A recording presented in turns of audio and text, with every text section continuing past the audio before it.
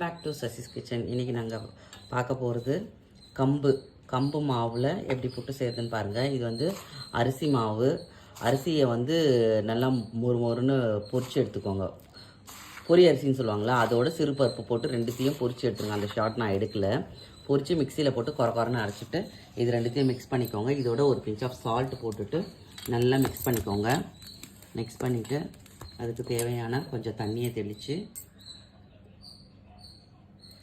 லைட்டாக தெளிச்சுக்கோங்க, புட்டு பதத்துக்கு வரா மாதிரி.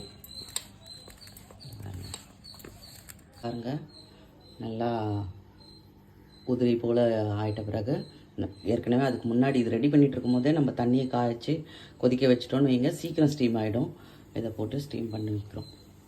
போட்டு நல்லா ஒரு 10 நிமிஷம் ஸ்பூனில் குத்தி பார்த்தோன்னா வெந்துருச்சுன்றது தெரியும். உள்ளே போச்சுன்னா தொடாமல் கத்தி வந்து ப்ளெயினாக வந்ததுன்னா வெந்துருச்சுன்னு அர்த்தம்.